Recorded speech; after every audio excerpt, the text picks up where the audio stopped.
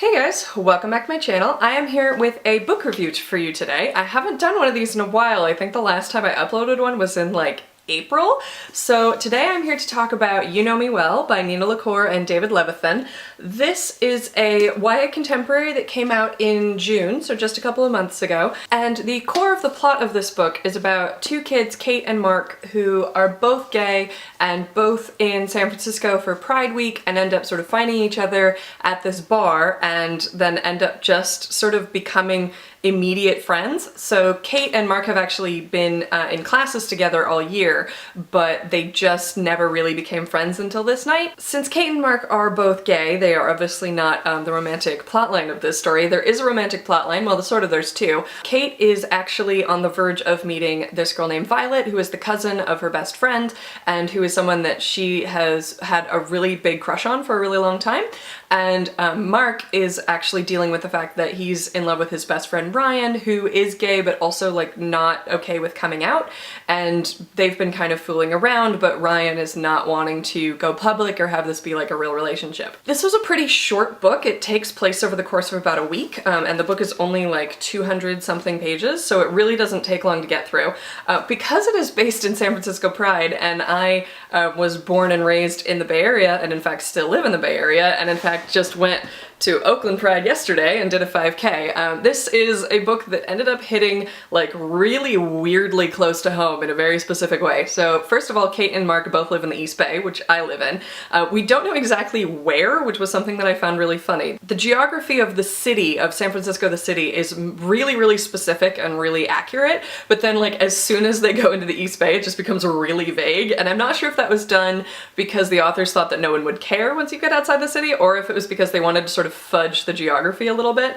But either way, the specific geography of the city was something that I really liked, and then also just knowing that they lived in the East Bay, I'm pretty sure based on the descriptions that it was either Berkeley or Oakland, but anyway, not really the point. So when Kate and Mark meet at this bar, Kate ends up just sort of seeing Mark, who is doing this like dance contest on top of a bar, and Mark previously has been this really like quiet, shy guy. He's like a jock, but he's like a really like soft-spoken guy, and suddenly he's like up on a bar, and she's just kind of blown away by this and just sort of knows that they're in a place where they need each other. And that is a really interesting thing to me, because what ended up happening was that the focus of the plot really ended up being about friendship. Like there is a romance plotline, but it's so much more about friendship between queer kids and how like transformative those can be and how important they are. And it talks about all different like levels of intensity about friendships. Like for example, Kate and Mark both have friends that are both gay and they've known them for a really long time.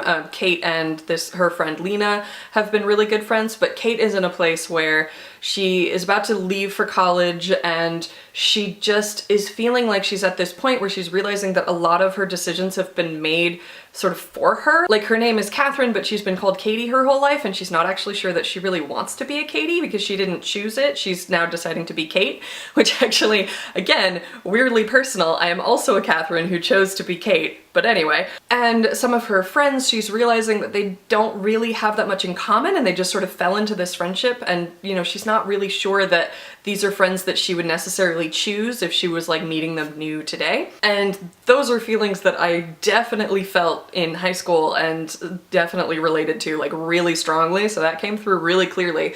Also, Kate's has this big feeling of like imposter syndrome that, again, was really weirdly personal. And anyway, I just thought that there was a lot going on with her that I really related to in like a, again, weirdly personal way. Mark I related to a little bit less, but that was not necessarily his fault. And Mark's biggest struggle really is having to come to terms with the fact that his best friend is not going to be like the partner that he wanted. I mean, this isn't really a spoiler because we find out like really early on in the book that Ryan is interested in other people. So Mark and Kate's friendship is obviously one of sort of the main ones of the book because they're the two POV characters. It's told in alternating chapters. And so the story of that week is sort of them falling in platonic love with each other, which I thought was really sweet. Like they just end up realizing that this is someone that they need to be with. And I really liked that because I feel like that's a kind of story that's not told very often, because I've had friendships like that, and maybe they don't last forever, but they're still really important when they happen.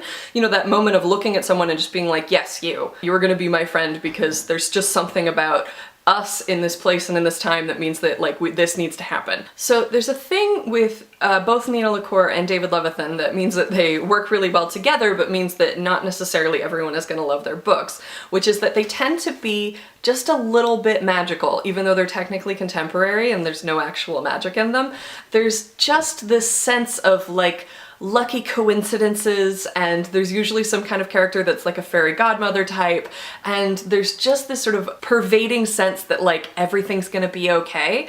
And it might not be the most like realistic type of writing, but it's sometimes exactly what you need, and it's sometimes exactly what I need. And I find that a lot of queer contemporary stories tend to focus on like how hard it is to be gay or how hard it is to be queer, and while I think that there is value in that story, I also think that there's a lot of value in that not being the story, and the story just being like these are kids that happen to be gay and they're having the sorts of problems that, you know, lots of different teenagers have, and that's just the fact that they're gay is not really the point, you know? And this book doesn't totally gloss over that. Like, there are various characters that are in different stages of their coming out process, and so that is something that is addressed about like how scary it is to come out. But the two main characters, Kate and Mark, are both out and have been for a while, so they're just like at a different point in their process. And so while that like almost magical sense that like everything's gonna just sort of work out might not work for everyone, I actually find it really relaxing, and it's something that I really enjoy. So because this is a short book, I don't want to talk too much about the plot, so this is probably going to be a very short video. I just really liked the way that it captured that sort of sense of like the magical week. And in this particular case, that magical week was Pride Week, and I have sort of complex feelings about Pride, and it's not a perfect thing, but it is like highly symbolically resonant, and so it was just wonderful to get sort of swept along with these two kids for a week and just get a sense of the wonderful, I guess, and the power of friendship, which sounds so cheesy, but is also really true. So that is actually going to wrap up my review of You Know Me Well by Nina LaCour and David Levithan. Again, this is a pretty short video, but I hope you guys enjoyed it, and I will see you guys very soon with another video. Thanks for watching, guys. Bye!